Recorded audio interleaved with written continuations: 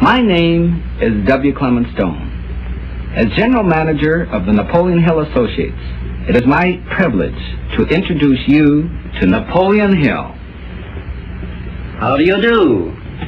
I'm very happy to have this personal visit with you.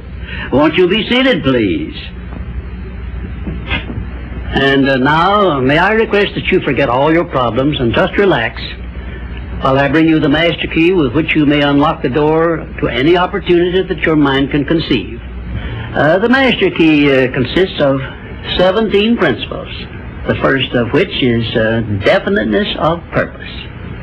Right here at the beginning of our visit, I'm going to make you a promise. If you will decide definitely what you want most during your entire lifetime and write it down on paper so that I can read it, I will give you the master key with which you may open the door to the attainment of your desires, whatever they may be. The exact moment when I will deliver this master key to you will depend entirely upon when you are ready to receive it. This is the first of 13 messages that I will deliver to you. Now, in each message, I will describe the master key in terms that you will understand, if you are ready to understand. And now I shall give you the first cue as to the nature of the great master key which has been responsible for all the great successes in every calling, in every part of the world. Please listen carefully to what I have to say, because you may discover the secret of the master key in this first visit. You may get your first cue as to the nature of the great master key when I tell you that psychologists have discovered a natural law which is the very foundation of all personal successes. And I can describe it to you in one short sentence so you can understand it. Whatever the mind can conceive and believe, the mind can achieve. Isn't that a profound statement? You will notice that it says nothing about the need for education, but simply that whatever your mind can conceive and believe, your mind can achieve. Now, if you want evidence that the mind can achieve whatever the mind can conceive without the benefit of formal education, you only have to remember that Thomas A. Edison conceived the idea of becoming an inventor and lived to become the world's greatest scientist in the field of invention, with only 3 months of common school education. When I first heard Andrew Carnegie describe this natural law, which makes it possible for you and I and everyone else to write his own price tag in life and attain it, I became so enthused over it that I began to search for the power back of it, and my curiosity led me finally to the discovery of the master key, which I shall reveal to you if you are ready to receive it. My search led me to the study of the spiritual forces with which all of us are blessed. And it was in this field that I came upon a clue which has enabled me to help millions of people to find their earthly destinies. I want to describe my discovery in the simplest terms possible, because it will reveal to you why it is true that whatever the mind can conceive and believe, the mind can achieve, regardless of how many times you may have failed in the past or how lofty your aims and hopes may be. I caught my first fleeting glimpse of the profound law which provides the means by which we may choose our own purpose in life and attain it, while I was being coached by Andrew Carnegie during the organization of the Science of Success philosophy. I had just finished telling Mr. Carnegie that I feared he had chosen the wrong person to give the world the first practical philosophy of personal success because of my youth, my lack of education, and my lack of finances. Well, at this point, Mr. Carnegie delivered a lecture that I shall never forget, because it changed my entire life and paved the way for my helping to change the lives of millions of people, some of them not yet born. Let me call your attention to a great power which is under your control, said Mr. Carnegie, a power which is greater than poverty, greater than the lack of education, greater than all of your fears and superstitions combined. It is the power to take possession of your own mind and direct it to whatever ends you may desire. This profound power, Mr. Carnegie continued, is the gift of the Creator, and it must have been considered the greatest of all of his gifts to man, because it is the only thing over which man has the complete and unchallengeable right of control and direction. When you speak of your poverty and lack of education, Mr. Carnegie explained, you are simply directing your mind power to attract these undesirable circumstances, because it is true that whatever your mind feeds upon, your mind attracts to you. Now you see why it is important that you recognize that all success begins with definiteness of purpose, with a clear picture in your mind of precisely what you want from life.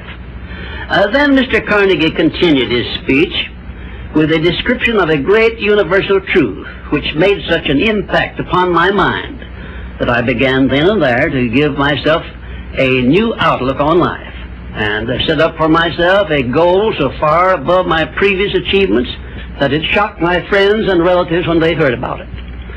Everyone, said Mr. Carnegie, comes to the earth plane blessed with the privilege of controlling his mind power and directing it to whatever ends he may choose. But, he continued, everyone brings over with him at birth the equivalent of 2 sealed envelopes, one of which is clearly labeled, the riches you may enjoy if you take possession of your own mind and direct it to ends of your own choice.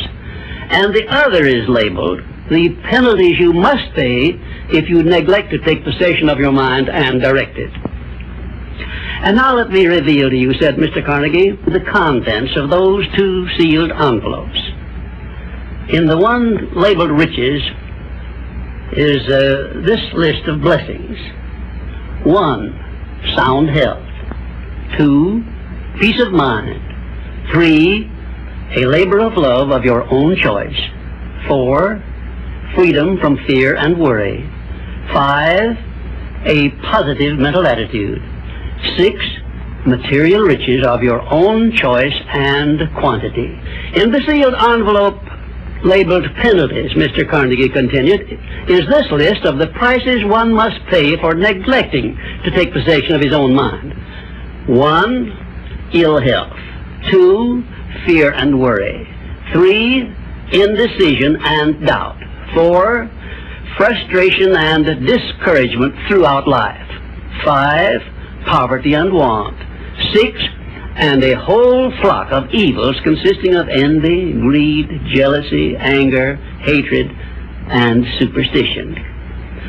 Now, my mission in life is to help you and everyone who needs my help to open up and use the contents of the sealed envelope labeled riches.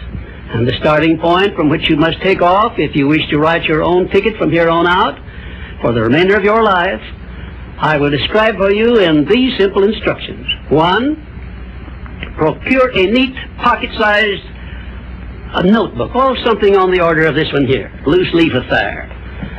And on page 1, write down a clear description of your major desire in life, the one circumstance or position or thing which you will be willing to accept as your idea of success.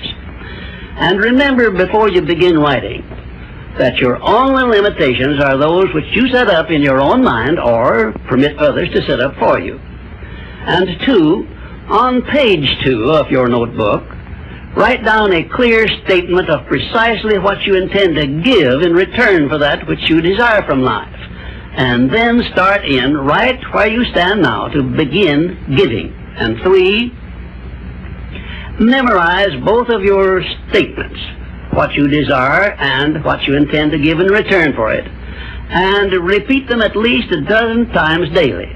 And always end your statements with this expression of gratitude for the blessings with which you were gifted at birth. I ask not, O divine providence, for more riches, but more wisdom with which to accept and use wisely the riches I received at birth in the form of the power to control and direct my mind to whatever ends I desire. If you are not too successful or self-satisfied to accept and express this profound prayer, if you accept it and express it in the same spirit of humble sincerity in which I pass it on to you, a new and a better world will reveal itself to you. A world in which you will see reflected the circumstances and the things which you yourself have created. In my next visit, I will give you a description of the second principle of success, through the application of which you may make use of the education and experience of other people, and get the necessary help you may need in attaining your definite major purpose in life.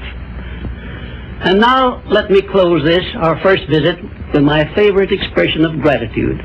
O divine providence, I ask not for more riches, but more wisdom with which to make wiser use of the riches you gave me at birth, consisting in the power to control and direct my own mind to whatever ends I desire.